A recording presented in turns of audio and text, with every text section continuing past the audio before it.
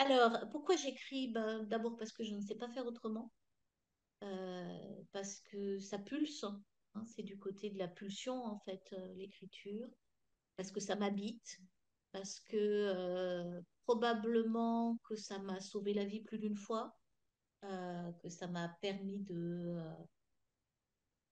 oui, d'avancer dans l'existence.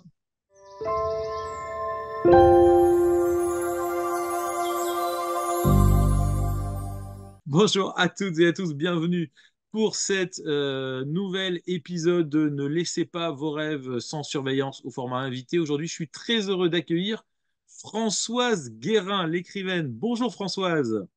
Bonjour Axel. Bon, donc je dis accueillir, mais comme on peut le voir, effectivement, on n'est pas physiquement présent, puisque tu es lyonnaise et moi je suis parisien. Je suis très heureux de t'accueillir aujourd'hui. On va discuter, comme à chaque fois, pendant une heure, des thèmes, moi, à chaque fois qui me travaillent un petit peu, les héros, les rêves, l'enfance, l'écriture, évidemment. Bon, beaucoup de choses à dire. Françoise, d'abord, est-ce que tu peux te présenter, s'il te plaît? Françoise Guérin, comme tu l'as dit, je suis lyonnaise et j'écris depuis 2002, je crois. Enfin, j'ai recommencé à écrire depuis 2002. Voilà, D'accord. et j'ai deux métiers en parallèle. Donc, un métier qui concerne l'écriture de romans, enfin, de textes, voilà.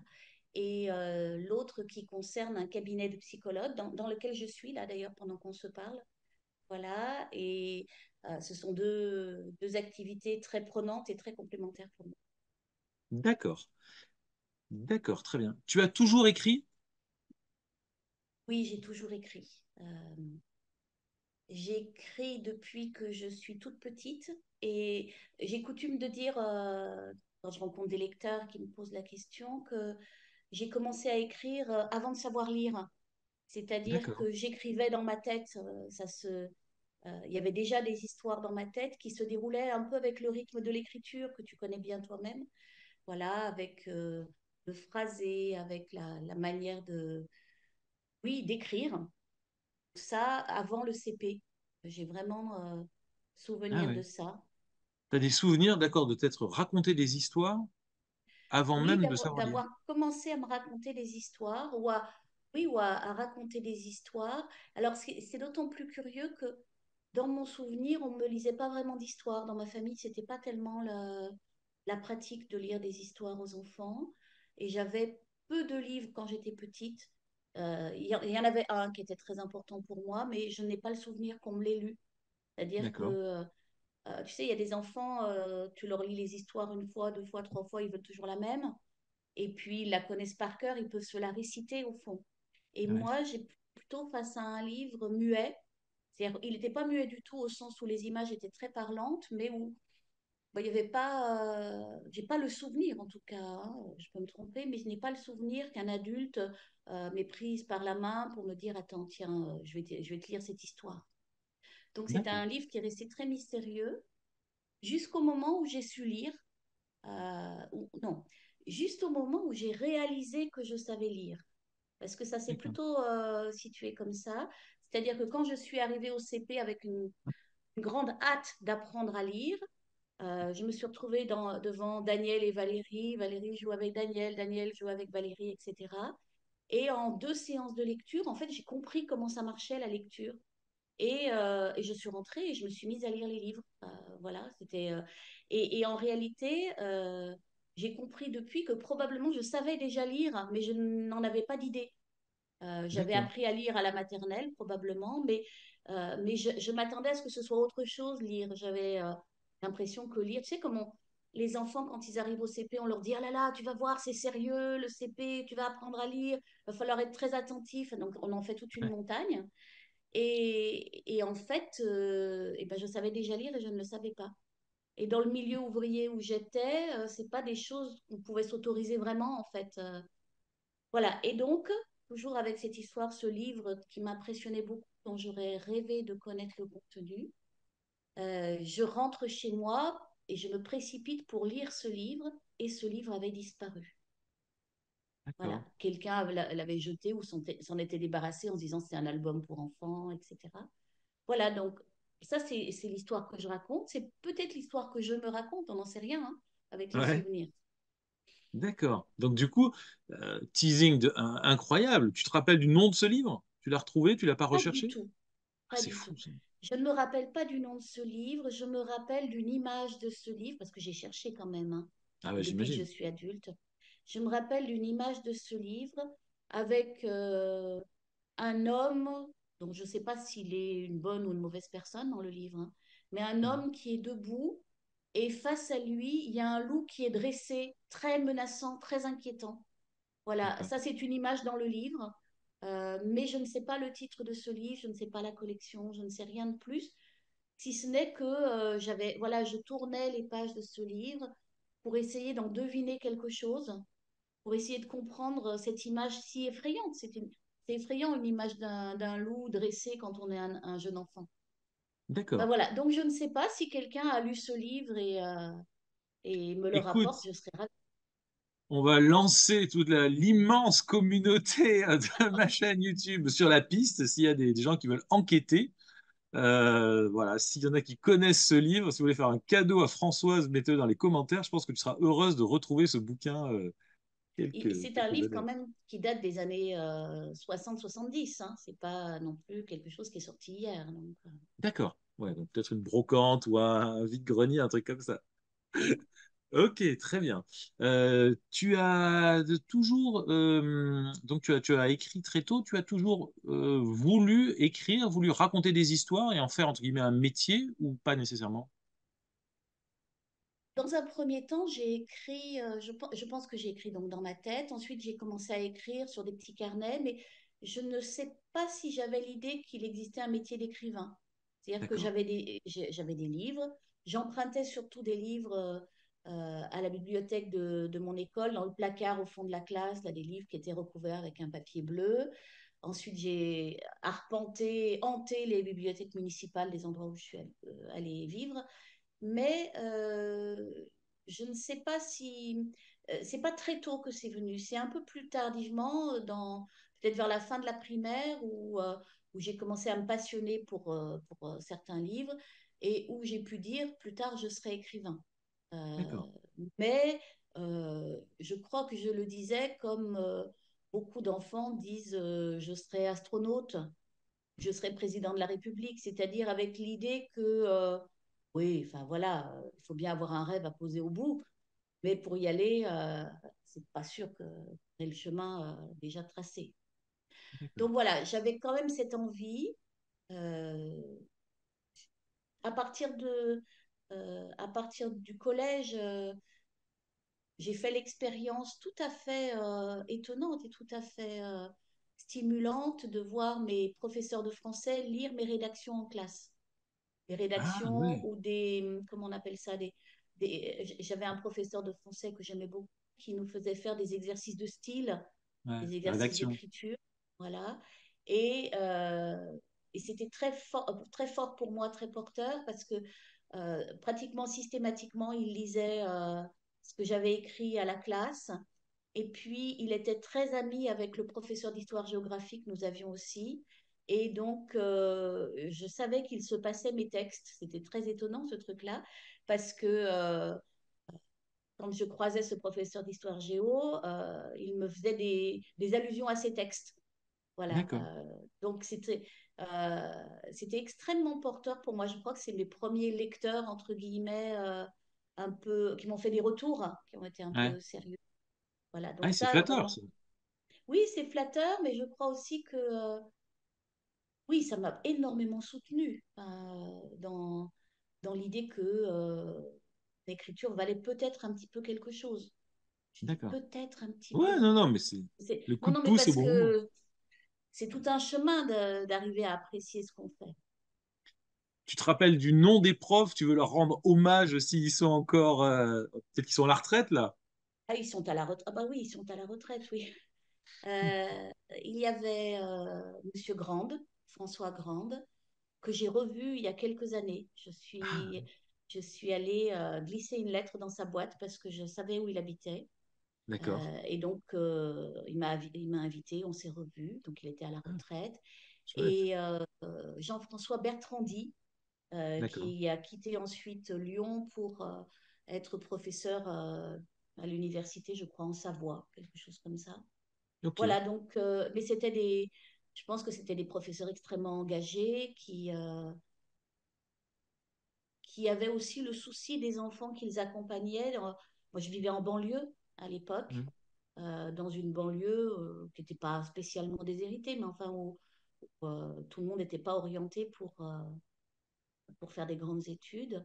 D'accord. Et je pense qu'ils avaient un vrai souci de ces enfants-là. D'accord.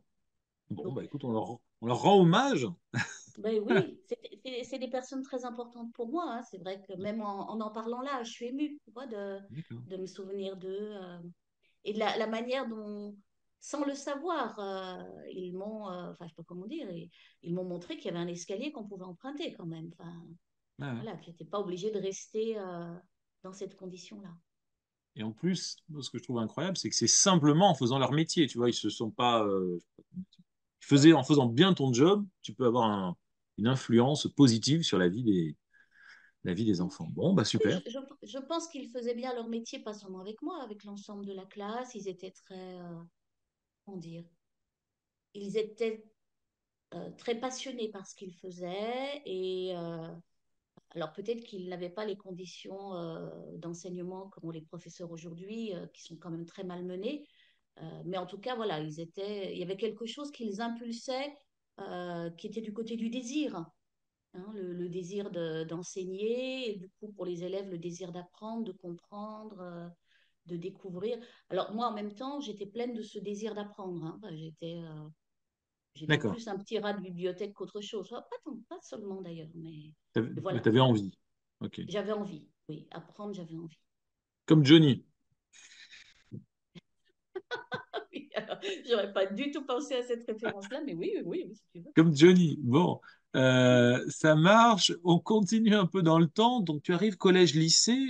Tu as dit que tu étais aujourd'hui psychologue. Comment tu en es arrivé à t'orienter vers cette voie? Est-ce que tu t'es dit, je peux faire écrivaine à temps plein ou il faut que j'ai un vrai métier à côté? Enfin, comment tu t'es orienté, entre guillemets, dans l'existence? Alors, je me suis très mal orientée en réalité parce que j'étais forte en français, en langue. Euh, J'étais pas mauvaise en lettres classiques. Et donc, je me suis orientée au niveau du lycée en lettres classiques. À l'époque, ça existait, français, anglais, latin, grec, etc. D'accord. Et j'ai commencé à beaucoup m'ennuyer. Euh, En français, en anglais, non, mais en latin et en grec. Le latin et le grec m'avaient passionnée au tout début parce qu'on D'accord. apprend le vocabulaire, les racines de la langue, un peu la civilisation. Et à ce moment-là, ça m'avait passionnée. Puis après, alors, moi, je me suis ennuyée, je me suis ennuyée. Ouais, Et j'ai commencé à douter de cette orientation qui m'était faite, non pas sur mon désir, mais sur mes possibilités. d'accord. C'est-à-dire que je dis beaucoup aux ados que je reçois à mon cabinet parce que certains, par exemple, choisissent leurs options, enfin les fameuses P de première et terminale, non pas à partir de leur désir, mais parce qu'ils sont bons là-dedans. Mais sauf que ça va déterminer quand même les orientations futures, ces histoires-là. Et c'est pas parce qu'on est bon en français et qu'on a des bonnes notes en français que c'est là qu'on a envie de s'orienter en réalité. Mais voilà, moi, à l'époque, j'avais pas l'idée que je pourrais m'orienter à partir de mon désir. D'accord. Ah ouais. J'avais déjà un désir de devenir psychologue, plus particulièrement à partir de la terminale, où en terminale, on faisait de la philo, bien entendu. Moi, j'en faisais beaucoup parce que j'étais en lettres. Et on a beaucoup parlé de l'inconscient et de la psychanalyse. On a lu des textes de Freud. Et à partir de là, c'est devenu une évidence pour moi que c'était là-dedans que je voulais orienter. Mais ça n'a pas été envisageable sur le plan familial que je m'oriente vers ce genre de métier. D'accord. Et comme j'étais bonne en français, l'idée c'était qu'il fallait que je sois prof de français. Enfin, il y avait une espèce de truc comme ça, Ok. euh, être prof de français. Et on en rit encore aujourd'hui, enfin j'en ris amèrement, mais avec mon mari, parce que de temps en temps, il me dit, oh, quand je râle de mon métier de psychologue, qui est un métier prenant, il me dit, oh, quand je pense que tu aurais pu être prof de français, alors qu'en fait, c'était pas du tout. C'était pas du tout ouais, mon désir, c'était le désir de l'autre. Et moi, j'ai suivi ce désir de l'autre. Les ouais. enseignants m'ont orientée là-dedans parce que j'étais bonne en français, donc j'allais devenir prof de français. Et je crois que je ne savais pas dire non à ce moment-là. Je ne savais Ah, pas qu'on pouvait dire non à ça.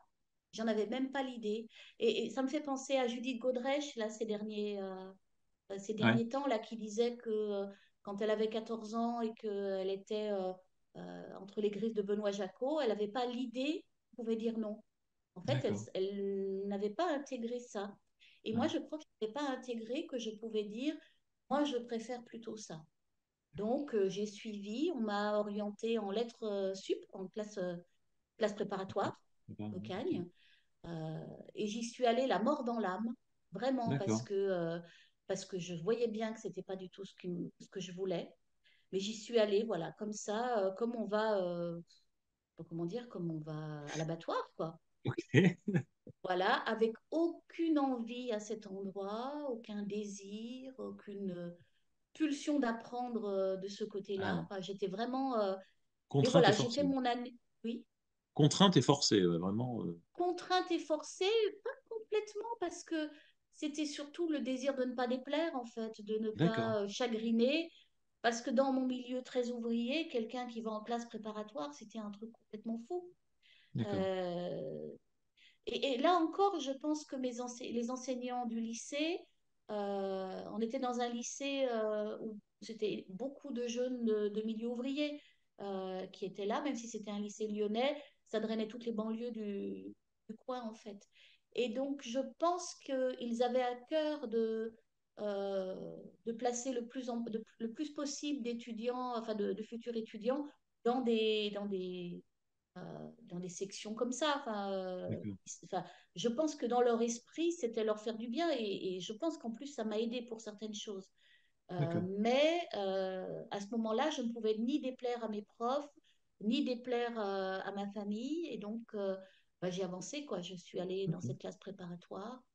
Et c'est pas pour rien que cette classe préparatoire apparaît dans mon dernier livre. C'est parce que j'y ai découvert des choses, j'y ai découvert un monde que je ne côtoyais pas.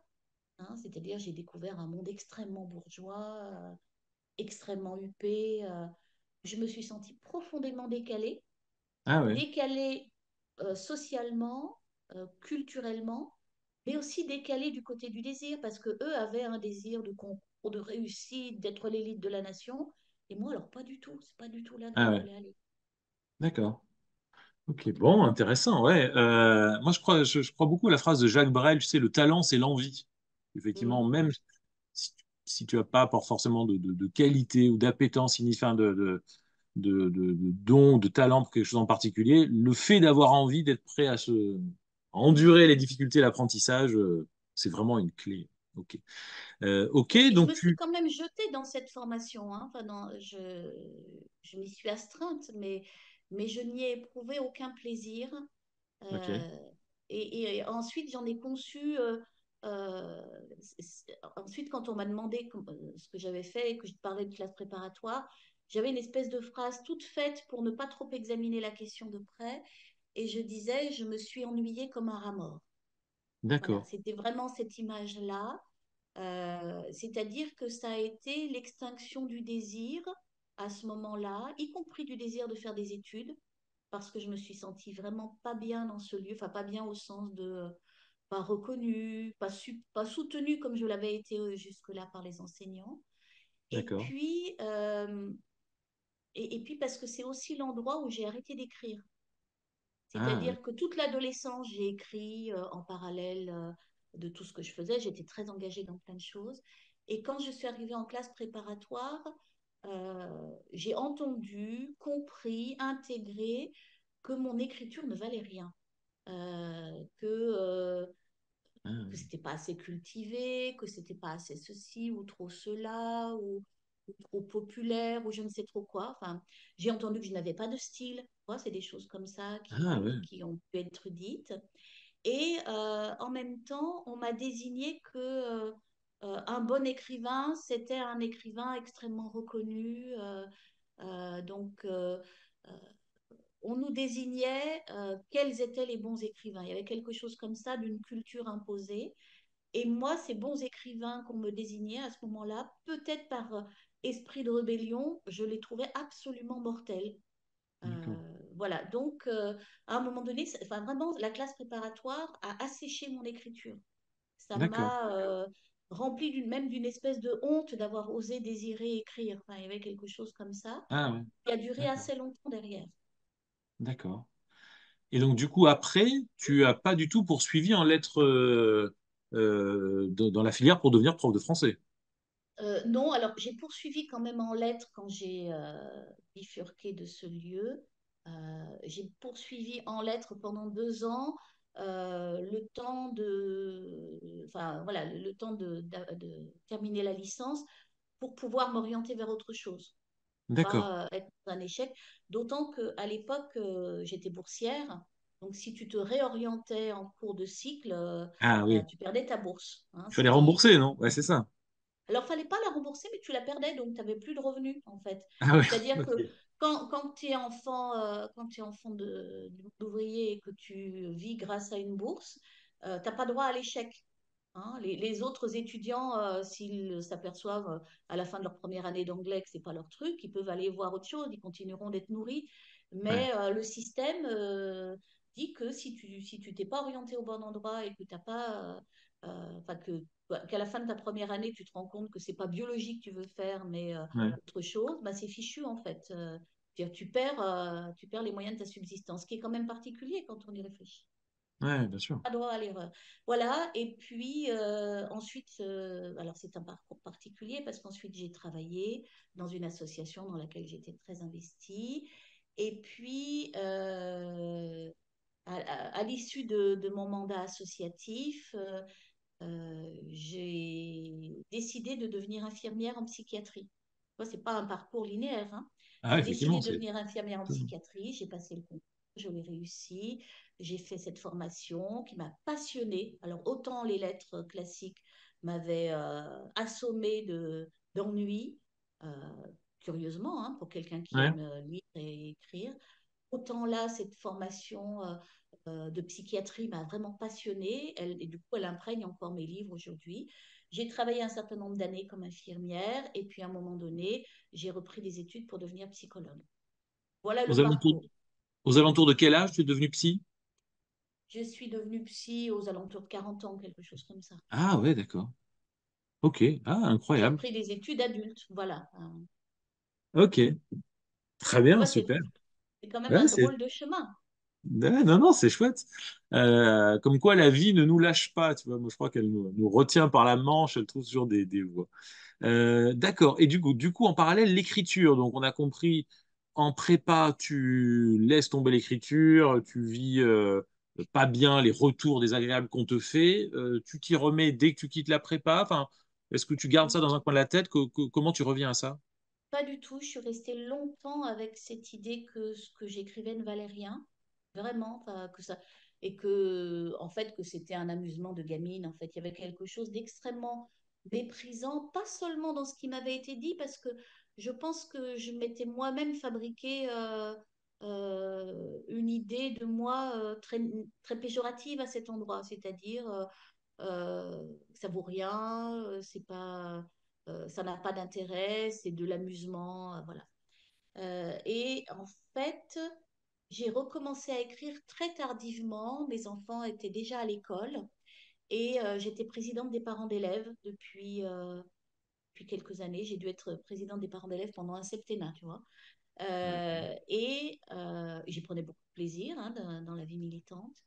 Et on s'est mis à faire un petit journal au niveau du groupe scolaire, donc vraiment un petit truc, quoi. Un petit journal. Et j'ai été chargée d'écrire les éditos.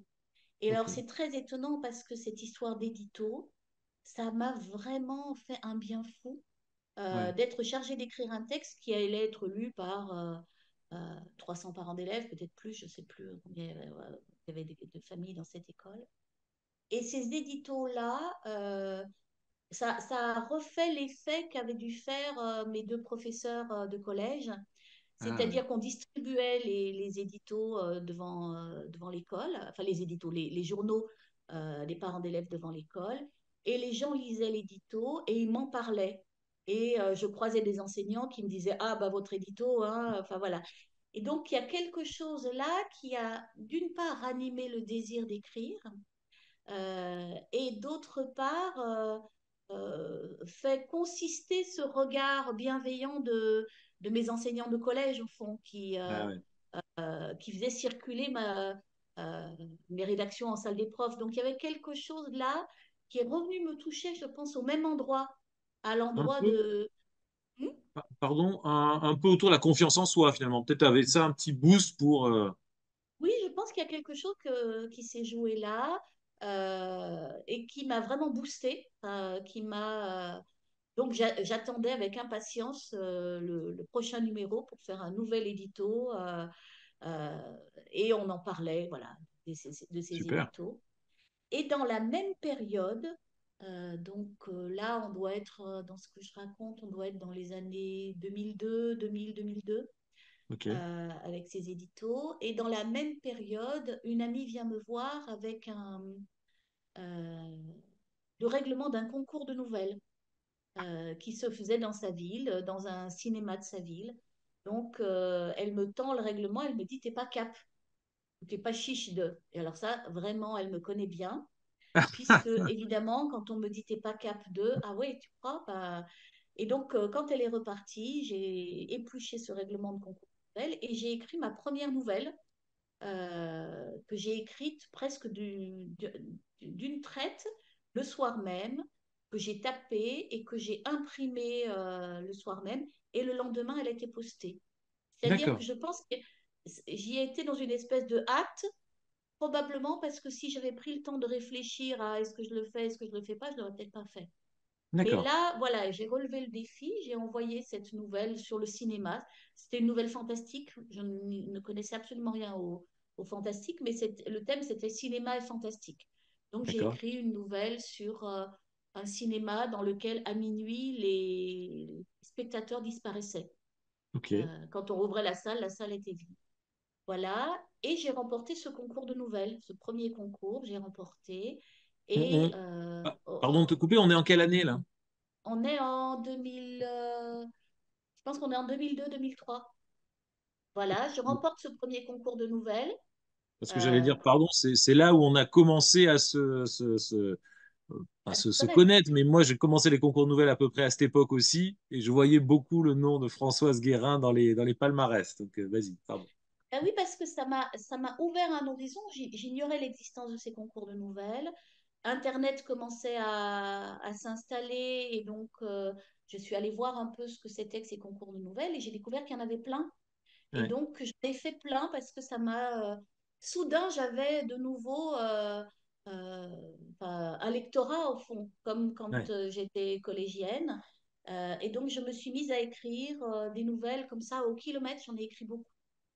Et j'ai participé à plein de concours de nouvelles et j'en ai remporté plein. Donc, et tu sais, dans les concours de nouvelles, on remporte aussi bien les félicitations du jury, une médaille dont on ne sait pas bien quoi faire, mais aussi la bise du maire, qui n'est pas toujours ce Ouais. qu'on cherche, un paquet de nougats. Mais moi, j'ai gagné aussi des encyclopédies, un voyage. Tu vois, Ah j'ai non, c'est vrai. vraiment, voilà, je suis allée aux Caraïbes avec un concours de nouvelles. Donc, Non, c'est vrai. Incroyable. oui, Ok. donc, voilà, ça a été un moment extrêmement soutenant aussi parce que je suis re-rentrée dans l'écriture comme ça. Et c'est le moment où j'ai fondé le site Mot Compte Double. Au moment en 2000. Alors, oui, c'est au moment où j'ai publié ce premier recueil de nouvelles, Mot Compte Double, chez Quadrature en Et, Belgique. et je veux pas avoir l'air de me la raconter, mais regarde ça. Oh, mais il est super dédicacé. Bah, bien, tu sais pas par qui? Par Par toi? moi? Mais oui, incroyable. Ah oui, donc j'étais déjà branchée psychanalyse, hein. 2009 à Lamballe, figure-toi. Ah oui, c'est vrai, Lamballe. Eh, Ben voilà, alors, je Lamballe, n'ai j'y pas. suis allée d'abord Alors, par un concours de nouvelles. ouais, c'est ça. Alors, moi, juste une chose, sur les concours de nouvelles, pareil, bah, tu le sais, moi, j'ai commencé aussi comme ça à me faire un peu la plume.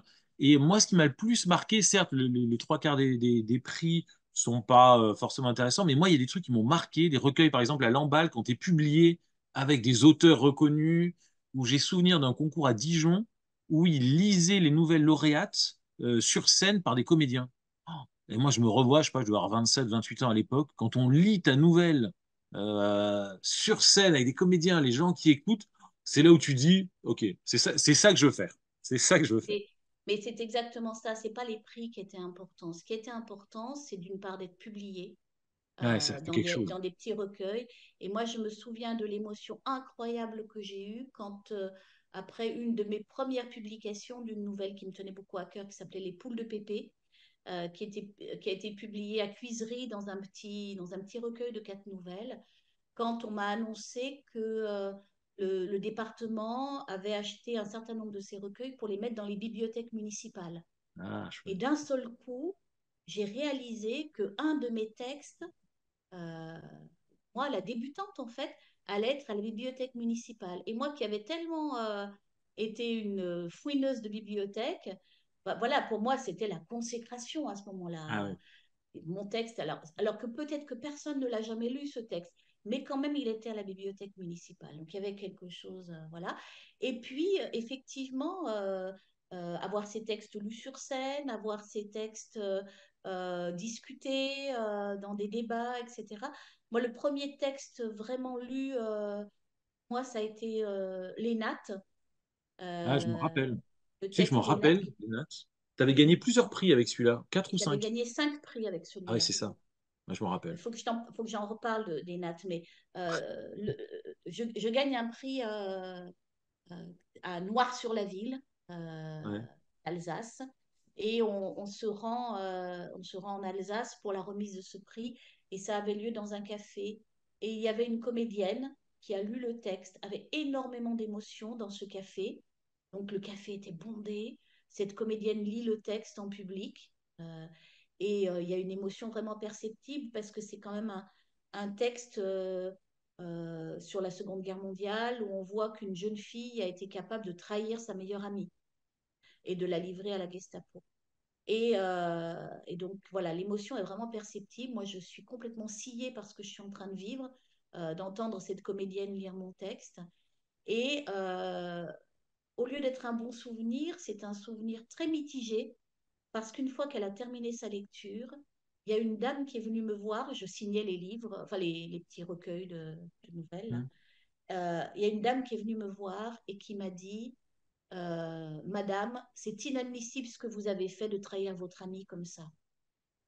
C'est-à-dire que cette dame, elle a entendu cette nouvelle qui était à la première personne et elle a vraiment imaginé que moi, qui devais avoir 40 ans à l'époque, euh, j'avais pu tuer ma meilleure amie pendant la Seconde Guerre mondiale. Voilà, c'est-à-dire elle était premier degré, hein, Ah, team complètement premier degré. Voilà. incroyable. Donc je suis restée comme ça sciée, en même temps sciée par le pouvoir que peut avoir un texte sur quelqu'un, quoi. Incroyable. Euh, La force de la littérature, on y est. voilà, incroyable. Enfin. Incroyable. Ah ouais.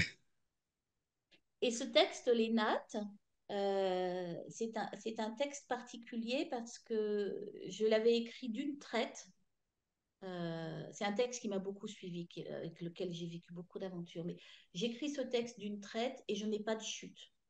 Je ne trouve pas le chute. Pourtant, ce texte m'avait obsédé longtemps avant que je me mette à l'écrire. Je l'écris et je bute à quelques lignes de la chute. Là, j'ai pas de chute. Et à l'époque, moi, les nouvelles devaient avoir une chute. C'était encore dans un truc très classique dont je me suis affranchie depuis. Mais voilà.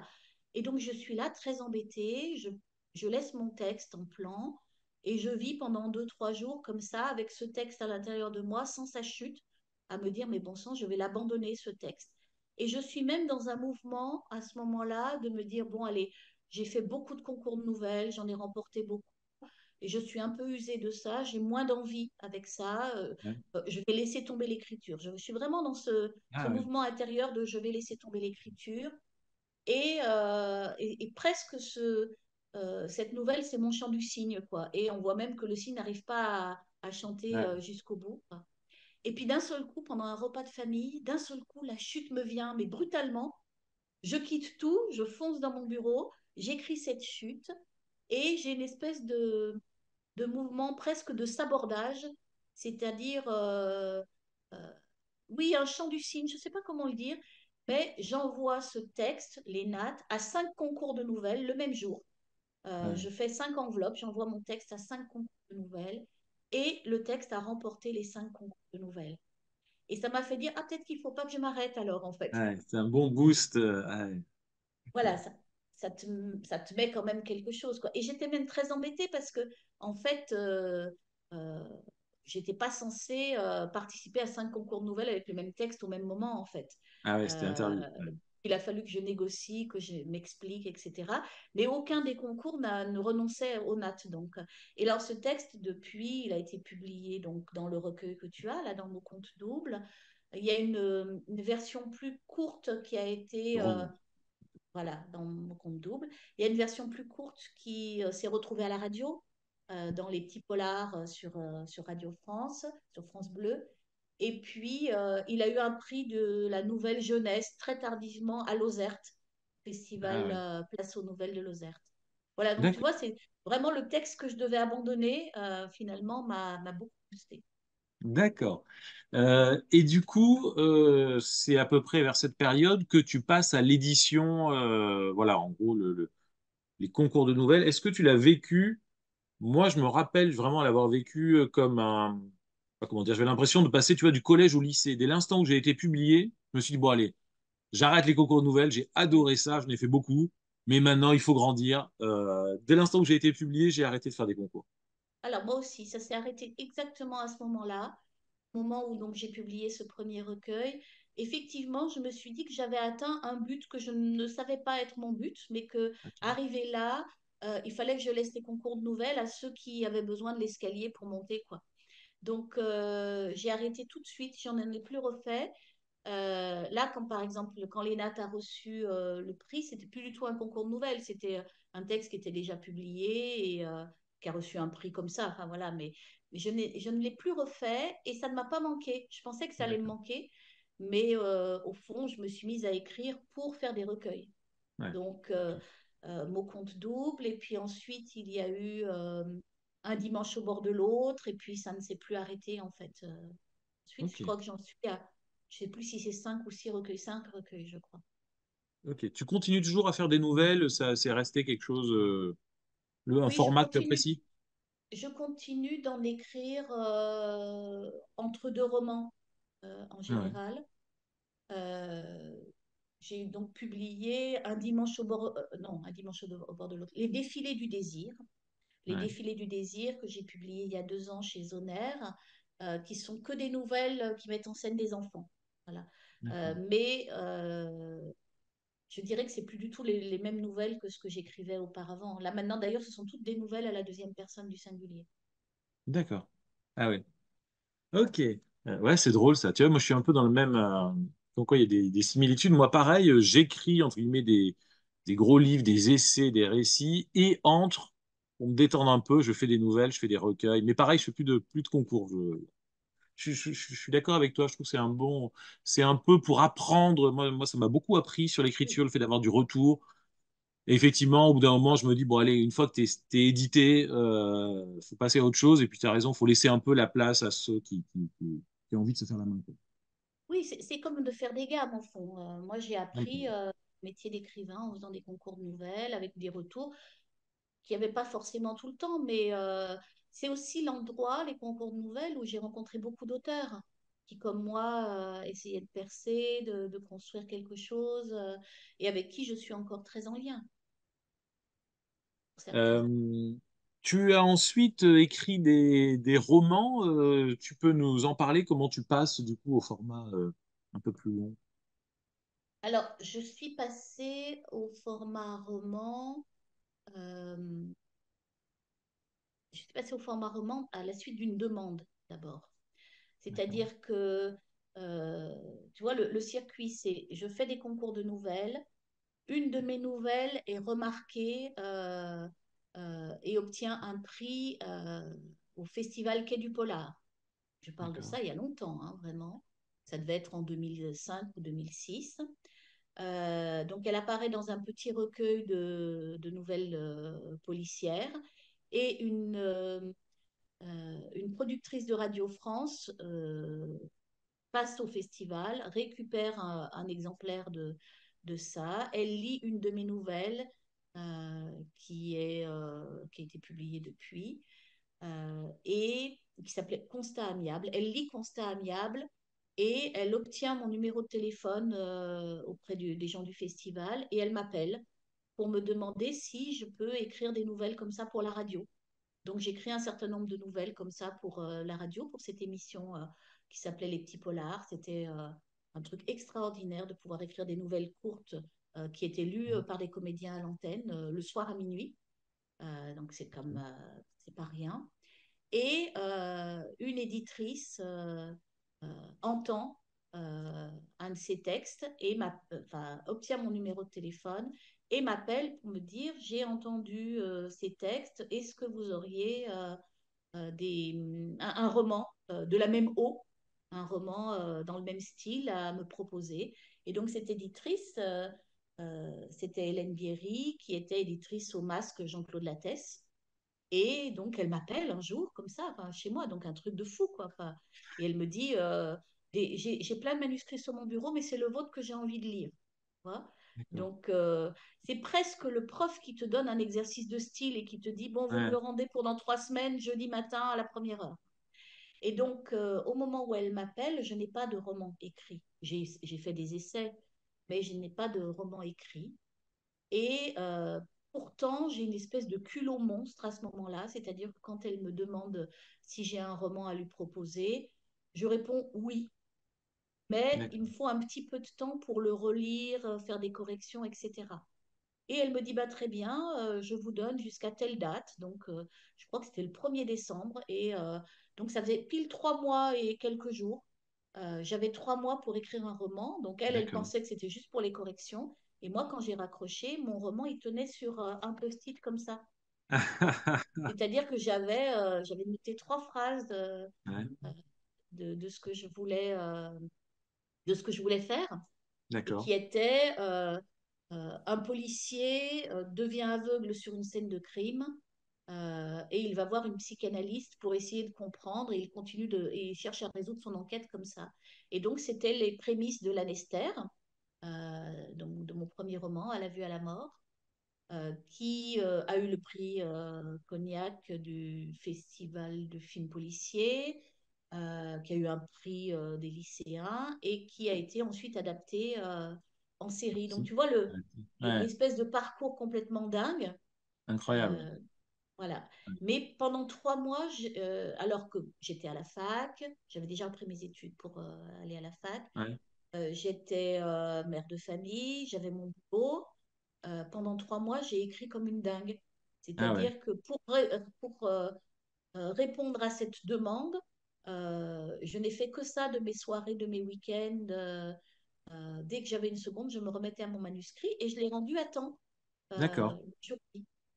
D'accord. Je l'ai lu, super. Alors, j'ai déménagé entre-temps, donc je ne l'ai pas retrouvé, mais je l'avais lu, j'avais lu le premier volume des enquêtes. Ouais, effectivement, qui a été après adapté à la télé avec, je sais Richard plus le nom. Berry, Voilà, Richard avec Berry. Richard Berry. Voilà. Ok. Donc, il a été adapté, ainsi que les deux suivants, Chères jeunes filles à croquer et Les enfants de la dernière pluie. Il y a eu trois épisodes, et puis la série s'est arrêtée, faute de je ne sais pas trop quoi d'ailleurs. Enfin, voilà. D'accord. Ouais, épisode incroyable, ça, de voir ton bouquin sur écran, ça doit être une expérience dingue. C'est une expérience dingue, pas forcément que positive d'ailleurs. Hein. Ah ouais. C'est pas simple de voir son roman adapté euh, parce que au fond, on n'a pas tellement la main dessus. Donc, Ah ouais. tu écris quelque chose dans un certain but pour dire quelque chose, et puis c'est adapté pour dire autre chose, c'est pas évident. Mais bon, c'était quand même une belle expérience. Ça m'a appris à travailler sur les scénarios, à travailler les dialogues, et c'est ce qui a fait que plus tard, euh, je me suis retrouvée à travailler comme co-scénariste, dialoguiste du dernier épisode. Et puis après, j'ai eu de nouveau à faire du travail de scénariste, etc. Donc c'est quand même une chouette expérience. D'accord. Ah oui, ouais, parce que tu as été impliqué ensuite dans l'adaptation des livres sur écran. Je me suis impliquée. Ah ouais. J'ai fait ma chieuse. Ah, t'as dit non, non, c'est mon bébé, je veux avoir mon mot à dire. Oui, voilà, c'est pas si simple, hein, vraiment, D'accord, mais je me suis imposée, c'était nécessaire et je pense que j'ai bien fait de m'imposer. ok, ok, super. Merci. En parallèle de tes polars, t'as pas écrit que ça. Tu as écrit aussi de la littérature, je sais pas comment dire, générale. Bah, j'ai écrit Maternité. C'est euh, celui-là que je pensais. oui. Mais je crois que c'est le seul dit de littérature générale que j'ai écrit, Maternité, qui est sorti en 2018 chez Albin Michel et qui raconte l'histoire euh, d'une jeune mère, enfin, d'une jeune femme qui a été très malmenée dans son histoire, dans son enfance, très maltraitée, mais on le découvre au fur et à mesure, et qui décide comme ça sur un coup de tête, parce que l'horloge biologique, tout ça, quoi. Elle décide d'avoir un bébé avec son mari, et dès la grossesse, ça commence à, à ne pas aller. Elle est envahie de réminiscences de son histoire. Elle est, c'est une femme très rigide, très en difficulté avec la vie. Et quand elle a ce bébé devient pour elle très vite une petite tigresse. D'ailleurs, c'est comme ça qu'elle l'appelle, la petite tigresse. Et elle ne parvient pas à tisser un lien avec ce bébé. D'accord. Elle voudrait dresser cette petite tigresse. Elle voudrait. Euh, en fait, elle n'était pas du tout prête à être mère. Et Mm. donc, c'est la première année de cette femme en tant que mère Même que j'ai chose, voulu ouais. écrire. Je l'avais lu, même chose. Je ne l'ai pas retrouvé en préparant l'interview, mais je l'avais lu. Je l'avais trouvé, moi, effectivement, assez, comment dire, iconoclaste dans le sens où c'est pas une vision idéalisée de la maternité. Enfin, voilà, c'est assez, ça peut être un peu dur, quoi. Alors, C'est c'est assez d'autant moins réaliste. idéalisé que moi, comme infirmière puis comme psychologue, j'ai travaillé beaucoup euh, dans le lien mère-bébé, beaucoup en périnatalité. Et donc, ce que j'entends à mon cabinet, par exemple, tout au long de la semaine, c'est plutôt des femmes pour qui le lien ne fait pas évidence, pour qui c'est difficile de devenir mère, ou certaines qui deviennent mères, mais avec beaucoup de douleur, d'angoisse, beaucoup de souffrance, beaucoup de difficultés. Donc, j'avais plutôt envie de montrer ce côté-là de la maternité qu'on voit très peu au fond, qui est souvent gommé et qui Ouais, fait que certaines femmes arrivent à la maternité avec l'idée de quelque chose de très idéal, de très beau, très enveloppant, et qu'elles tombent des nues. Donc, il y a des femmes qui vivent ça, effectivement, hein, des bonnes maternités où elles sont bien dans leur relation à leur bébé, où elles se sentent épanouies. Mais il y en a quand même aussi beaucoup qui n'osent pas dire que c'est quelque chose qui est très difficile à vivre pour elles. d'accord. Ouais, Donc, c'est intéressant. maternité, ça parle vraiment de ça. Tu nourris beaucoup ton écriture avec ton boulot de psy? Je pense, oui. Alors, éthiquement, jamais en m'appuyant sur mes patients. Il n'y a aucun patient qui va se retrouver dans mes livres. Ça, j'y suis très attentive. Mais par exemple, Maternité, c'est un livre qui a été nourri par des dizaines, des centaines de témoignages de mères, qui fait que quand j'ai commencé à l'écrire, c'était un peu comme si elles étaient toutes là, massées derrière moi, qui disaient, il faut dire ça aussi, Madame Guérin, Ah, ouais. faut raconter ça aussi, comment ça se passe quand on est à la maternité, comment ça se passe quand on n'arrive pas à allaiter, etc. Donc, il y avait, évidemment, elles n'étaient pas là, mais c'est comme si j'étais un peu porteuse de leurs témoignages, au fond. Et c'est ce qui fait d'ailleurs que ce livre a rencontré un succès auprès des mères, d'un certain nombre de mères, notamment celles qui ne se sont pas senties bien après la naissance. D'accord, Voilà, très bien. mais bien entendu, aucune mère n'a été maltraitée, aucun de mes patients n'a été maltraité pour rentrer dans le bouquin de force. D'accord. Et dernier, pardon, dernier livre que j'ai lu de toi, moi j'ai lu pas mal de toi, tu vois, j'en ai lu quatre, qui est sorti cette année, La souris qui voulait sauver l'ogre, où on va retourner effectivement en prépa. Oui, oui, je crois que ça pouvait depuis longtemps. J'avais envie de parler de cette expérience, même si je ne dis pas dans le livre, effectivement, mais j'ai trouvé que c'était un lieu tellement particulier, tu vois. Au début, ce livre devait s'appeler L'élite de la nation. Ah ouais. L'élite de la nation parce que euh, traditionnellement, alors je ne sais pas si ça se fait encore partout, Mais j'ai des témoignages notamment de jeunes filles que j'ai suivies qui m'ont raconté leur classe préparatoire aussi. Traditionnellement, le premier jour, il y a un discours qui est fait et qui s'adresse aux étudiants qui sont là en classe préparatoire et on leur dit, vous êtes l'élite de la nation. Et c'est quelque chose de très solennel. On les institue comme élite de la nation, c'est-à-dire que ils ont 17-18 ans, certes, ils sont forts en thème ou bons en maths, mais ils n'ont encore pas vécu grand-chose au fond, hein. Ils ont 17-18 ans. Pour l'immense majorité d'entre eux, ils sont issus de familles privilégiées, favorisées, et c'est ce qui leur permet d'accéder à ça, hein, parce qu'il y a un nombre très limité d'enfants des milieux modestes, ouvriers, dans ces classes-là. Et on leur balance ce truc-là le premier jour, alors qu'ils sont là tout boutonneux, plein d'hormones, euh, voilà, avec parfois certaines grandes ambitions. Et moi, ça m'avait complètement scié quand on nous balance ce truc-là. Enfin, vraiment, ça m'avait. Je m'étais dit, mais enfin. Je nous avais regardé, en fait. J'avais regardé autour de moi au moment de ce discours. Et je me souviens de m'être dit clairement, bah, elle est mal barrée, la nation, quoi. Enfin, si c'est Ah ouais. on est l'élite de la nation, quoi. Enfin, voilà. Et donc, voilà, j'ai eu envie de travailler là-dessus. Et j'avais ce souvenir que dans cette classe préparatoire, il y avait énormément euh, de jeunes qui avaient lâché prise, qui étaient tombés malades psychiquement, Ah ouais. qui avaient abandonné ou qui, je me souviens d'une copine qui faisait des malaises presque tous les jours dans cette classe préparatoire, des malaises probablement liés à la pression, enfin voilà, des choses comme ça. Et D'accord. donc j'avais envie de travailler là-dessus et puis j'avais envie aussi de travailler sur la question du suicide des adolescents. Voilà. La souris qui voulait sauver l'ogre, c'est l'histoire d'une fille euh, qui met fin à ses jours dans son lycée. Une fille qui a, selon la formule consacrée, tout pour réussir, tout pour être Ouais. heureuse, mais qui quand même en arrive à cette extrémité-là. Et donc j'ai eu envie voilà, d'enquêter là-dessus et de parler de ça. Ouais, moi, ce que je trouvais très intéressant dans le livre, c'est que c'est, je sais pas comment le formuler, c'est une enquête, mais finalement dont on connaît déjà l'issue. Et donc c'est à la fois, enfin, c'est passionnant et en même temps c'est un peu tragique parce que tu sais que ça va finir par le suicide et du coup on décortique tous les mécanismes un peu comme une montre pour comprendre comment on en arrive là. Et donc c'est ça, ouais, c'est une espèce de tragédie, je trouve. On est embarqué là-dedans, tu te dis, tu sais que ça va mal finir, mais tu as envie quand même de poursuivre et de comprendre. Oui, c'était vraiment quelque chose de cet ordre. D'ailleurs, il va y avoir probablement d'autres opus L'enquête? avec Ah, la cellule Cornelia. C'est vraiment l'idée qu'on fait une enquête après coup.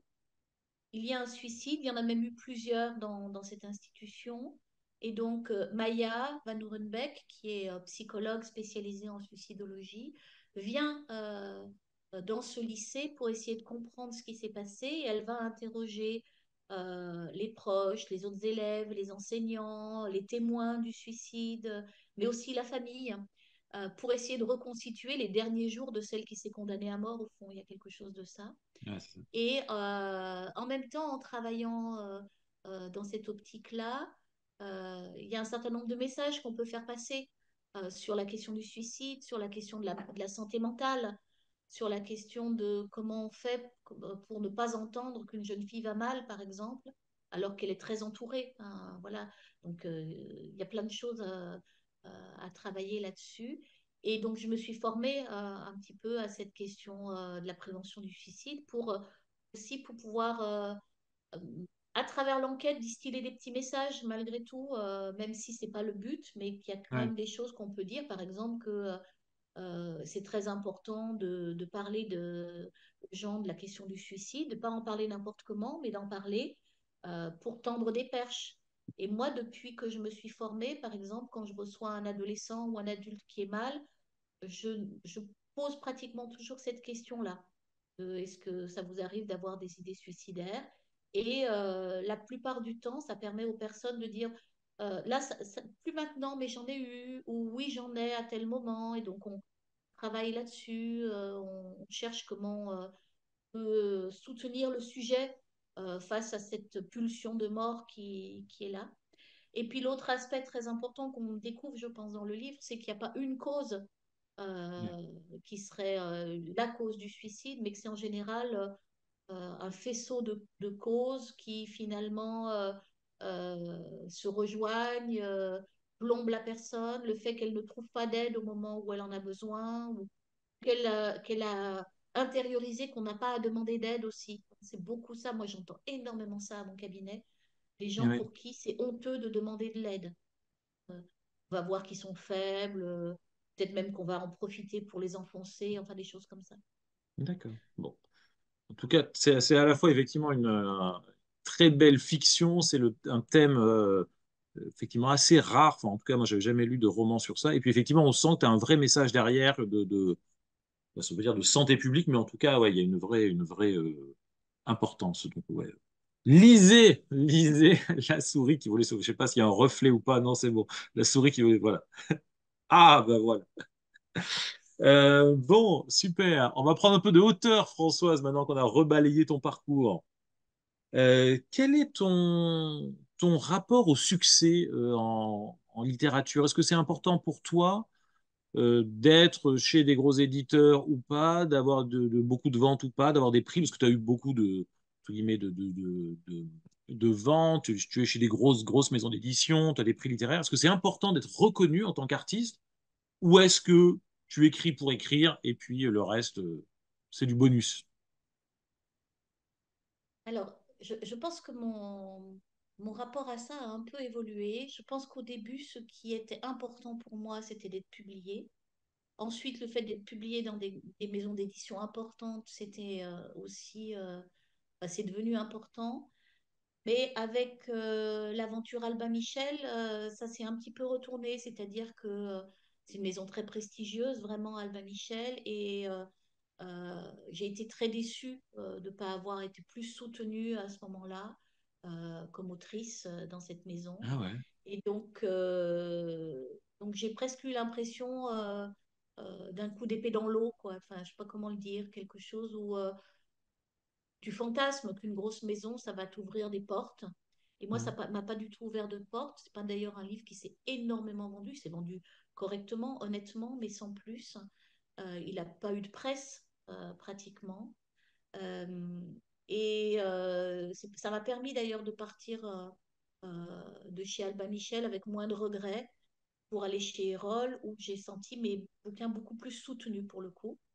Voilà, je ne sais pas, je sais pas à partir de combien on considère qu'on fait des grosses ventes. Moi, j'ai pas l'impression de faire des grosses ventes. J'ai l'impression plutôt d'être encore un auteur confidentiel. Euh, J'attribue ça au fait que, bon, d'abord, je suis pas parisienne, même si je suis à 2 heures de Paris. Hein. Enfin, vraiment, je saute dans le Mhm. TGV, je suis à Paris. Voilà. Mais je ne suis pas parisienne et je suis pas dans je suis pas dans un milieu, je suis pas issue d'un milieu où enfin, du sérail pour faire court, hein, Mhm. dans un de mes petits, ah ben il est là d'ailleurs, dans un de mes petits livres qui s'appelle Je n'oublie pas, qui est paru chez Zoner. Je sais pas si tu connais ce livre. Alors, je Euh, l'ai vu passer, je l'ai pas lu. Shame je, on me, pardon. aïe, bon, je te l'enverrai. Euh, je raconte, d'une manière un peu poétique l'arrivée de mes grands-parents paternels, mais aussi de mes grands-parents maternels en France. Certains ouvriers, paysans, etc. Moi, je suis issue de ce milieu-là, au fond, donc j'ai pas un nom. Mhm. Et il y a quelques jours, là, je suis tombée des nues parce que je suis encore d'une grande naïveté par certains côtés, je crois. Je suis tombée des nues en entendant sur France Inter Léa Salamé interviewer Tiffaine Osea, D'accord. euh, la, la fille de Brigitte Macron, qui publie son premier roman. Et j'ai pensé d'un seul coup à tous les auteurs qu'on est là. Il y a un certain nombre à se connaître en fait. Tous les Ouais. auteurs qu'on est qui publions depuis des années des romans, des fictions, des scénarios, tout un tas de choses et qui n'avons jamais accès à ce genre Euh, d'interview. Enfin, jamais, parce qu'on n'est pas assez people, on n'est pas assez connu, on n'est pas la belle-fille ou la fille de machin, enfin, tu vois. Et je me suis dit, mais c'est dingue que ce milieu de la radio ou de la télévision ne se rende pas compte de l'espèce de reproduction classiste qui se fait continuellement, c'est-à-dire qu'on invite toujours les mêmes et que finalement les auteurs plus provinciaux ou moins, à part quelques-uns bien sûr, parce que là je dis quelque chose et on va m'opposer, ah oui mais il y a un tel quand même, et puis il y a bidule, et puis il y a machin, mais ils font l'exception et c'est ces exceptions qui sont là pour justifier que le reste du temps, si tu es la fille de Brigitte Macron, je n'ai aucune idée de son livre, hein, je ne l'ai pas lu, ouais, il est peut-être formidable, mais j'ai du mal à penser que juste parce qu'elle a écrit ce livre, elle arrive dans la matinale de France Inter, la matinale la plus écoutée de France, ouais. dans l'interview la plus écoutée de France, juste comme ça, parce qu'elle a envoyé son livre à une maison d'édition. Enfin, tu vois, donc je crois que je continue de vivre finalement dans ces situations-là, cette sensation que j'ai pu avoir en classe Ouais, préparatoire, c'est-à-dire de ne pas être du sérail, de ne pas avoir la bonne culture, de ne pas avoir les bons codes, ouais. et surtout de ne pas savoir sur l'épaule de qui il faut frapper pour être invité par Léa Salamé. Léa Salamé, si vous m'entendez, je suis là. Il faut inviter Françoise Guérin. Alors, d'accord, c'est drôle parce que deux choses. Moi, j'avais eu un peu la même discussion avec Emmanuel Urien, ce qui a été Mhm. publié, elle aussi, un recueil chez Gallimard, et qui m'a dit que pareil. Elle m'a dit, elle arrivait évidemment chez Gallimard avec une espèce d'excitation, et elle m'a dit, en fait, bon, c'est une énorme boutique, mais elle avait été un peu déçue, je crois, de son passage. Oui, mais c'était La collecte des monstres, Ouais, son livre, qui était remarquable. Mais c'est parce que je crois qu'il y a, chez les grosses maisons d'édition, il y a l'idée de faire du chiffre, du nombre, on publie beaucoup de monde, mais quand même on pousse seulement certains livres. Et donc ça sert à rien d'avoir une grande maison d'édition si on n'a pas un éditeur qui a la volonté de vous pousser en avant, de vous faire connaître, etc. Là, vraiment, c'est une expérience assez dramatique, en fait. Je crois que c'est presque encore plus difficile que de ne pas être édité du tout. Parce qu'on est édité, mais au fond, on voit qu'on compte pour du beurre. ouais. Il y a vraiment quelque chose de vécu comme ça. Donc, bien sûr que c'est honorifique, je suis contente de dire que j'ai été publiée chez Albin Michel, mais c'est pas soutenant en réalité. D'accord. Ok, donc du coup, aujourd'hui, ce que j'entends, tu es quand même, je dirais pas détaché, mais en tout cas, tu es, passé à autre chose, c'est plus dans l'accompagnement de la maison, ton rapport au succès, tu es moins, peut-être, je sais pas, je vais dire sensible au prestige, je sais pas si tu l'as déjà été, mais en tout cas, dans ce rapport au succès. Voilà, aujourd'hui, mon inquiétude, c'est est-ce que mes livres vont être soutenus et est-ce qu'ils vont rencontrer les lecteurs? Et tu vois, quand je fais un livre comme celui-ci, comme La souris qui voulait sauver l'ogre, euh, j'ai un désir de rencontrer les lecteurs parce que les lecteurs que j'ai rencontrés autour de ce livre, notamment sur Instagram, parce que ça se passe beaucoup sur Instagram actuellement, les lecteurs que j'ai rencontrés, avec qui j'ai discuté, avec qui on a échangé en message privé, etc., ils me disent à quel point ce livre est important pour eux. Ils me disent, donc, il y a une lectrice par exemple qui traversait un deuil au moment où elle a lu ce livre et elle m'a dit des choses très importantes sur ce que ce livre lui avait apporté dans son deuil, par exemple, ce que ça lui avait permis de penser, comment ça l'avait Ah ouais. apaisé. Enfin, donc pour moi, mes livres, Ouais, c'est des choses importantes. Là, j'ai passé 2 ans à travailler sur celui-ci. Donc, je sais pas comment dire, je sors les griffes ouais, si ce livre est cantonné. Mais c'est pas parce que enfin, j'ai énormément travaillé à le promouvoir. Et pourtant, là aussi, il y a très peu d'articles. Il n'y a pas d'article dans la presse nationale à part un petit article dans Marie-Claire. d'accord. C'est C'est pas tellement, pardon, ce que j'entends, c'est pas tellement finalement de l'ego ou de la fierté, c'est vraiment plus pour faire connaître ce livre et ce message que tu trouves Oui, important. pour moi, c'est ça. En fait, mes livres, ce sont des prolongements de mon discours.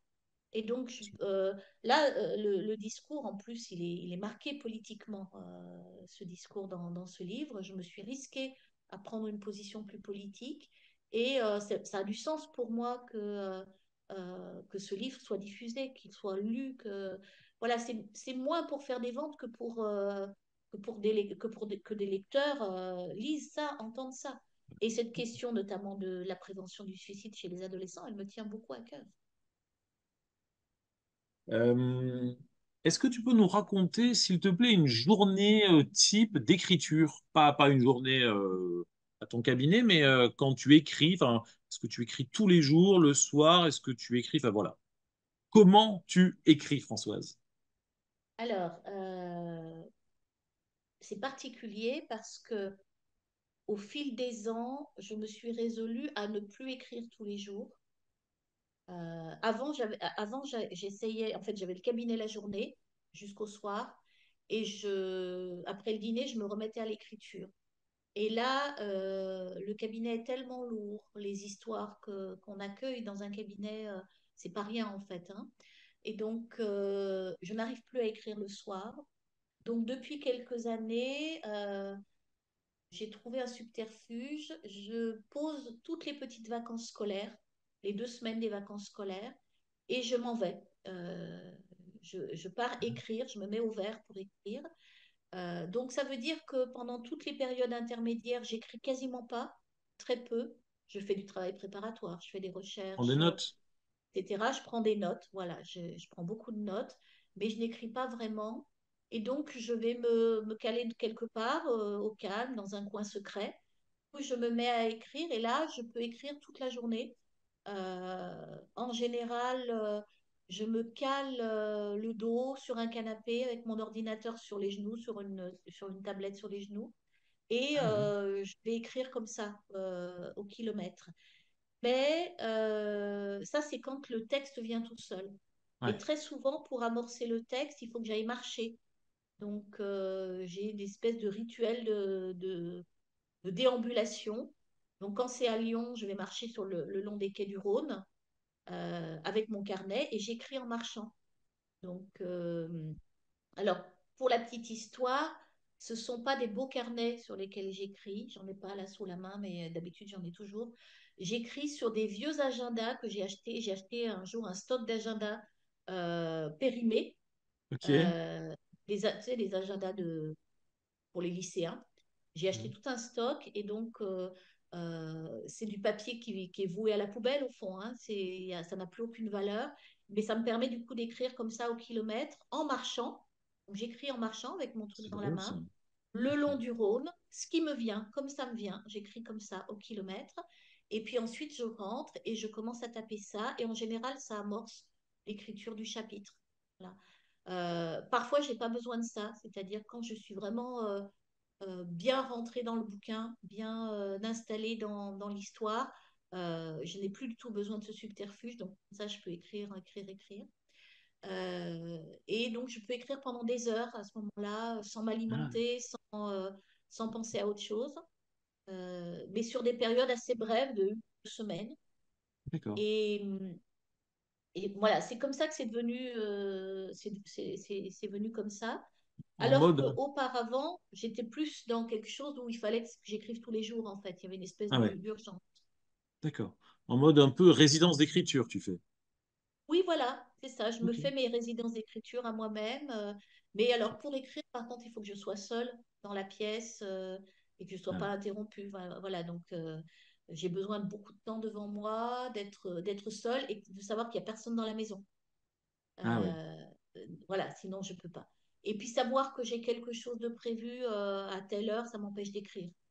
Ah Ouais, il ouais. faut que je sache que la journée va se dérouler et que j'ai pas un rendez-vous. Parce que si j'ai un rendez-vous à 16 heures, en fait, ça va m'occuper l'esprit, ça va Ah ouais. m'empêcher de D'accord. de me lâcher dans le livre. Ok. Du coup, une journée, par exemple, d'écriture, tu peux. Alors ça va peut-être pas intéresser les gens qui regardent, mais les gens qui écrivent. Tu écris combien de mots? Ah, Tu je sais le chiffre? travaille pas en mots, moi. En Je signe? travaille en signé blanc. Je sais pas, ça va dépendre des jours. Je peux monter à, je sais pas, ça m'est arrivé de monter à 60 000 70 000 signes dans une Ah oui, journée. d'accord. Ok. Et d'autres jours, je vais écrire un seul chapitre. Ouais. de 3 pages qui va m'occuper énormément selon comment il faut ciseler, selon La difficulté. voilà. Donc c'est très inégal. Il peut y D'accord. avoir des journées où j'avance énormément euh, et puis d'autres pas du tout, très peu. Il peut aussi y avoir des journées où je construis, même si je ne construis jamais de façon très officielle. C'est des journées où je n'écris pas vraiment, mais où je pense à comment ça va se dérouler, où je pense à tel personnage, qui il est Ah ouais. vraiment, etc. J'ai besoin, quand je choisis des personnages, de leur construire une histoire, un passé, un futur, des Hmm. liens avec d'autres, une logique interne, etc.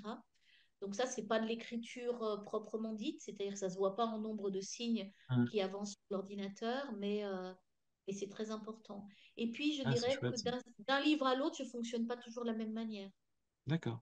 Ah, c'est chouette. Tu vois, c'est marrant. J'ai eu à peu près les mêmes discussions avec mes enfants là récemment parce que je me suis lancé dans un roman. Alors maintenant, j'ai changé ma façon de travailler. Moi, j'ai acheté des grandes feuilles A3. J'en ai scotché 4 et donc j'ai découpé. J'ai fait une espèce de. Enfin, je le montre pas parce que je suis un peu voilà superstitieux, mais une espèce de grande trame, les implications du roman et tout. Et j'ai passé vraiment pas mal de semaines, voire de mois à préparer tout ça. Et tous les soirs, je disais à mes enfants, bah, j'ai vachement bien écrit et tout. Ils me disaient alors combien de mots, combien de... Je leur disais, mais rien, rien, pas un mot. Mais c'est pas grave, ça avance. Vous n'imaginez pas ce qui est en train de se mettre en place, ça va être génial. Mais donc, Et donc ça me parle beaucoup, ça. Sauf que moi, je ne peux pas faire des trames préparatoires comme ça. ah oui, Enfin, je ne peux pas. Je sais faire ça, c'est pas la question. Mais l'expérience que j'ai faite, c'est que chaque fois que je fais une trame préparatoire trop construite, je n'ai plus du tout de désir d'écrire. C'est-à-dire d'accord, que ça me pousse à abandonner le livre, en fait. Donc, mon travail préparatoire, il est beaucoup plus brouillon que ça. Mais j'ai fait moi aussi, voilà, avec des grandes feuilles. J'avais des grands cahiers avec des grandes feuilles à trois. J'ai fait aussi des plans, des choses comme ça. Mais ça me coupe le désir d'écrire. Donc, d'accord. j'abandonne. Donc, j'ai comme ça un certain nombre de futurs, ex-futurs romans qui sont tombés à l'eau comme ça. Donc, maintenant, je fais très attention de ne pas faire ça. Mais en revanche, je peux écrire là aussi sur des petites feuilles comme ça, Ah ouais, sur des... euh, en fait, j'ai l'impression que pour que ça fonctionne pour moi, il faut que ce soit du côté du rebut, du côté du papier déchet pratiquement, enfin presque, ah ouais. voilà, des photocopies ratées, je peux écrire au dos. Là, j'ai pas de problème parce que ça vient comme ça veut. Si c'est du beau papier, parce que comme tout écrivain, on a dû t'offrir des beaux carnets avec du beau Ah ouais. papier. Moi, alors, je suis incapable d'écrire sur ces carnets-là. Ils sont très beaux, je les garde. J'en fais collection presque, mais j'écris sur des vieilleries. Et D'accord. dans ma manière d'écrire, euh, il y a quelque chose où quand ça vient, il faut absolument saisir à ce moment-là. Et donc, par Mhm. exemple, pour la souris, j'avais commencé à travailler sur chaque personnage, qui est le personnage, tu vois. Donc, il y a Pauline, il y a la prof doc, il y a l'infirmière, enfin, il y a plein de personnes comme ça dans ce roman. Et je commence à dire qui elle est, quel âge elle a, sur des petites fiches Mhm. pas très belles, quoi. Et puis, à ce moment-là, il me vient des extraits, des extraits de paroles ou des gestes ou la manière de faire. Et alors, en revanche, il y a toujours un moment, quand j'arrive dans le livre, ou quand j'ai déjà bien avancé dans le livre, où j'ai tellement tiré de fils narratifs, avec différents personnages qui disent des choses, des indices, etc., qu'il y a un moment où j'ai besoin de travailler comment je vais nouer tous ces fils. Et là, je ressors mes grandes feuilles et je Ah ouais. découpe, je colle tel ou tel dialogue, tel ou tel début de scène, etc. Ça, voilà. Mais ça me permet d'avancer. Mais si je D'accord. fais trop de travail préparatoire, ça tombe à l'eau. D'accord. Ok, C'est intéressant. bizarre, hein? Non, non, mais après, chacun a sa façon de travailler. Ok. Euh, Est-ce que tu es perméable au monde? C'est-à-dire, est-ce que quand tu lis un certain type de livre, ça t'influence que les films que tu regardes, la musique, tout ça? Ou est-ce que tu es un peu dans ton couloir de nage et tu restes concentré sur ton travail? Je suis perméable à certaines choses. Euh, je suis très perméable à l'actualité politique, sociale, etc. parce que ça nourrit aussi mes livres. Mm. En termes de lecture, j'ai remarqué que si j'écris un polar, par exemple, il ne faut pas que je lise de polar dans la période D'accord. où Ah. j'écris. Euh, non pas que ça m'influencerait, ça pourrait être pas mal d'être influencé par un bon polar, Mm. mais moi, ça a plutôt l'effet de m'inhiber complètement. Ah ouais. Si je lis, par exemple, je sais pas, Pierre Lemaître, en même temps que j'écris un livre, je ne peux plus écrire. Enfin, je me dis, oh, Pierre le maître, quoi. Enfin, voilà, il y a Ah ouais. quelque chose. Le maître, hein, voilà. Enfin, du D'accord. coup, je le mets en position de maître et ça m'empêche, moi, d'écrire. Donc, D'accord. du coup, comme c'est quand tu es écrivain, souvent les gens te demandent dans les interviews, du coup, tu lis quoi? Euh, et finalement, je me rends compte que je m'abstiens beaucoup de lire. Je lis entre les livres, quoi. Enfin, voilà. D'accord. Donc, je peux être perméable à l'idée que j'ai de mon écriture qui serait jamais à la hauteur. Tu vois, D'accord. parce que je vois l'écriture de quelqu'un, je me dis, oh, mais quelle idée formidable il a eue, ou comme Ouais. c'est bien écrit, comme c'est bien dit, ou comme il le dit avec l'économie de mots. Tu vois, par exemple, il y a un truc auquel je suis extrêmement perméable, c'est que ça fait des années et des années que mon rêve, une espèce de rêve idéal et bizarre, ça serait d'écrire un livre. Euh, un livre comme une épure, tu vois, un livre sans détail, tu vois, vraiment avec une écriture fluide. Alors, mon écriture, je pense qu'elle est fluide maintenant à force de travail, mais qui ne s'encombrerait pas de détails. Mais je n'écris pas du tout ça, moi. Moi, j'ai besoin que mes héros, ils vivent dans les livres. J'ai besoin Ouais. du petit détail, parce que ça compte, en fait, les petits détails. C'est-à-dire qu'il y a une part de moi qui rêve de faire un tableau idéal. Mm. Et je ne sais pas pourquoi je le considère comme idéal. Donc, une écriture épurée. Et l'autre part de moi qui n'a pas du tout envie d'écrire ça, qui a envie d'écrire comme ça vient, en fait, comme j'écris, quoi. Et Ok. donc, c'est une espèce de bataille. C'est-à-dire que c'est un peu comme si cette écriture idéale, je la mettais du côté des vrais écrivains et que moi, j'étais juste pas un vrai écrivain, quoi, parce que j'écris avec des détails, parce que dans une scène, j'ai besoin, par exemple, de raconter comment, je sais pas, il y a un goéland qui se pose sur le banc à côté Ouais. et que le chien se met à aboyer, ou comment ils mangent leur sandwich, ou comment ils ont des miettes sur le pull. En fait, tu vois, des choses. Et en même temps, ces petits détails, c'est ce qui fait que mes romans sont un peu vivants, je pense, finalement. Hein, D'accord. donc, Ouais, un peu encore le complexe de l'imposteur, alors. C'est-à-dire, il y a les vrais écrivains et. oui, il y a quelque chose de ça. Enfin, voilà. Ok. Alors que alors que intellectuellement, je me dis que ça marche pas comme ça. Que, Bien sûr. que ce sont pas des vrais écrivains parce que ceci, mais bon, voilà. Et qu'il n'y a pas des vrais et des faux écrivains. Il y a peut-être Bien des sûr. écrivains qui sont adulés, reconnus, mis en avant, inscrits au bac, par exemple, dans leurs Ah ouais. textes. Et puis qu'il y a les autres qui sont un peu les besogneux, tu sais, qui bossent dans leur coin, qui font des bouquins, mais qui sont lus quand même, Ouais. hein, qui font du Ok. travail. Ok.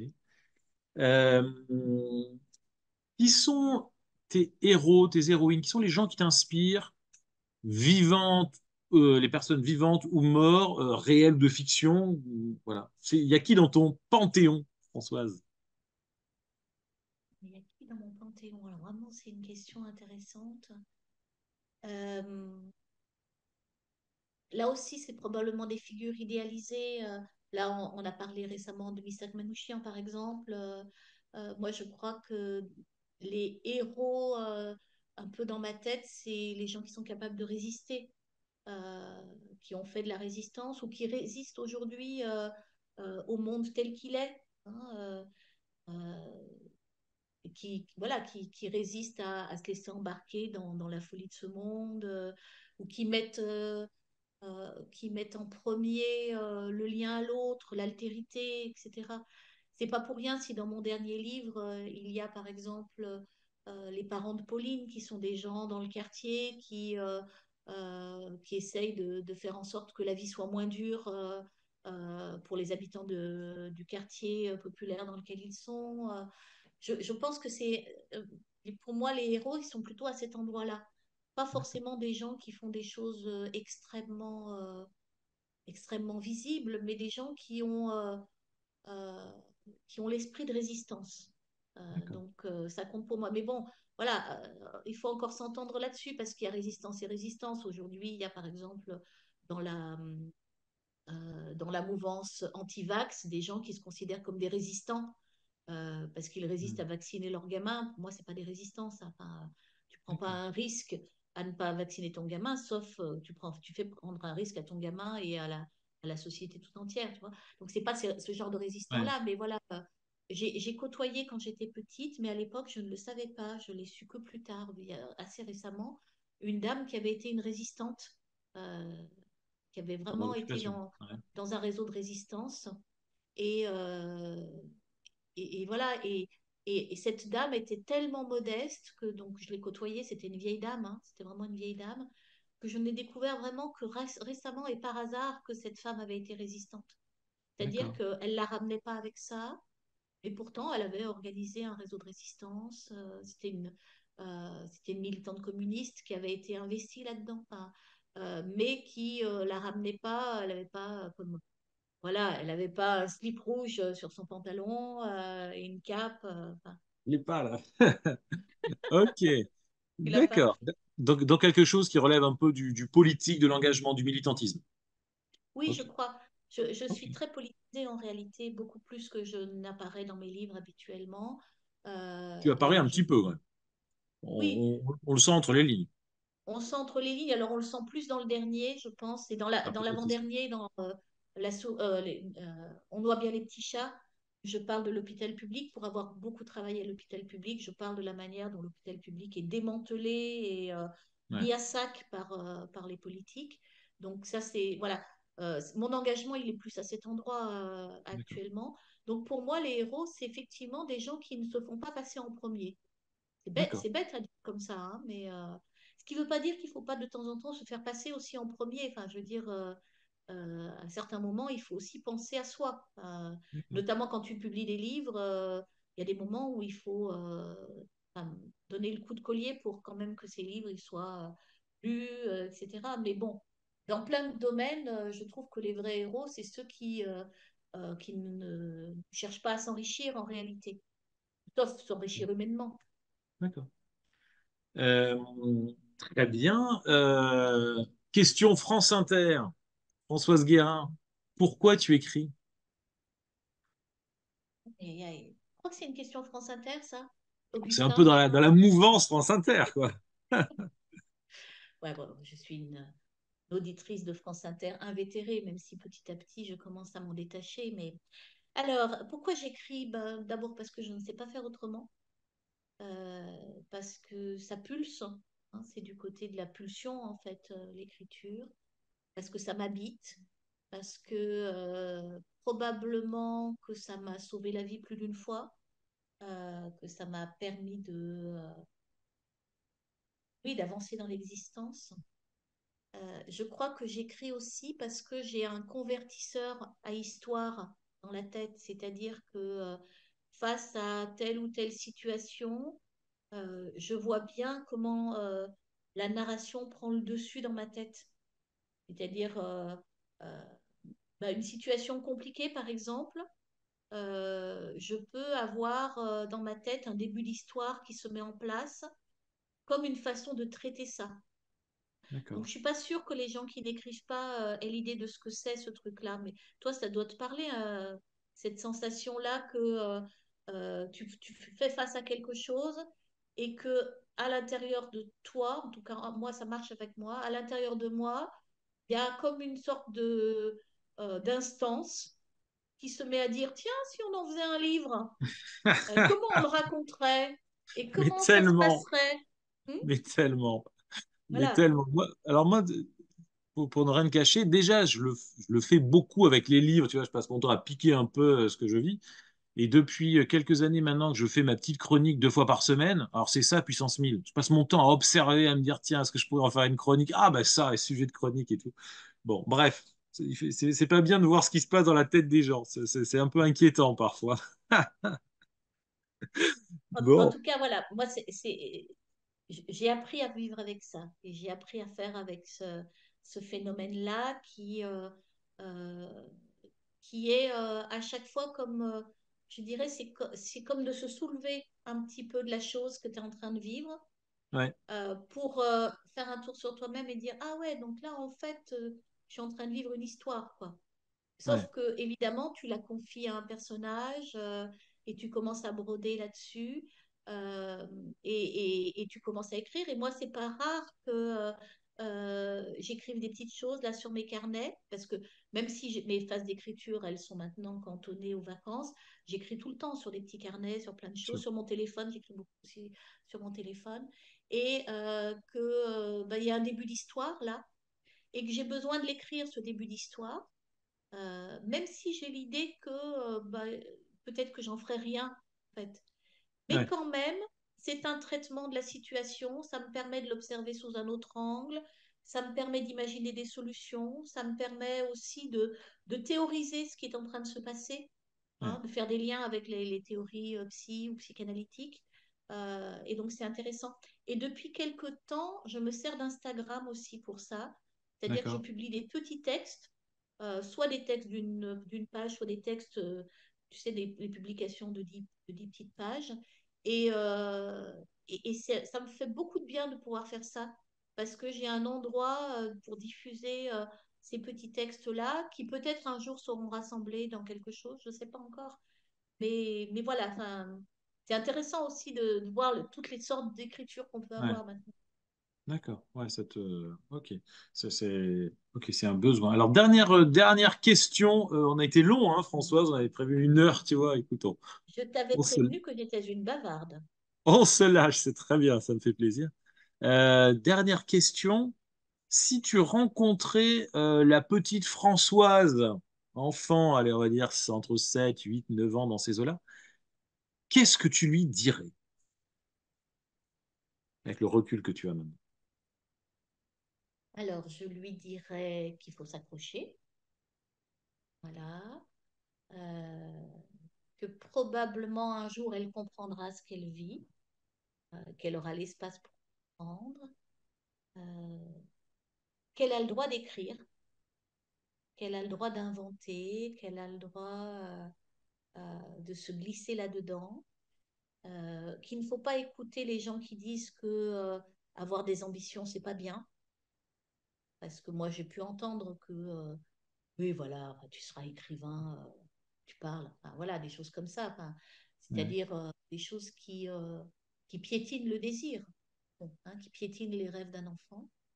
Et je lui dirais que elle a bien raison d'investir l'école et d'investir les copines et les copains, et surtout les copines, euh, parce que c'est ça qui fait grandir en fait. C'est pas de rester confiné dans sa famille, c'est d'aller dans le monde et voir du côté du savoir, d'aller voir du côté des livres, d'aller voir du côté des copains et copines, et que au fond, et puis qu'elle n'hésite pas à s'engager. Pour le coup, c'est un endroit où j'ai pas hésité. Moi. ouais, Je me suis beaucoup engagée très tôt dans plein de choses. J'étais partout à la fois. Et on me renvoyait beaucoup oui, mais enfin, c'était pas comme ça que j'allais réussir mes études, quoi. J'étais une bonne ah élève, ouais, hein. Mais j'étais engagée dans plein de choses à un moment donné, à l'adolescence. Je faisais énormément de choses en dehors du lycée. Et je n'ai rien regretté de ça. Parce que ça m'a beaucoup nourrie, beaucoup construite, et que ça me sert encore aujourd'hui. Hein. Tout ce que j'ai fait comme bénévole à l'adolescence, par exemple, ça me sert encore aujourd'hui dans mon travail de psy, par exemple, mais aussi dans l'écriture. Donc voilà, je lui dirais de s'accrocher. Je lui dirais de prendre soin de ses rêves. c'est le thème. Comment est-ce qu'on pourrait mieux boucler cette interview? Françoise, merci beaucoup. Mais merci, Euh, Axel. je suis ravi, c'était passionnant, hein. J'ai vraiment passé, tu vois, quasiment 1 heure et demie.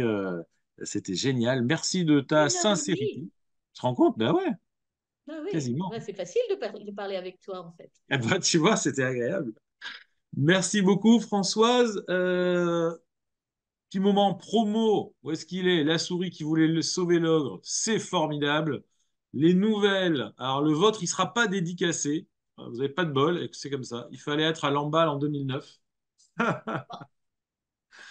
Pour La venir me voir dans un festival.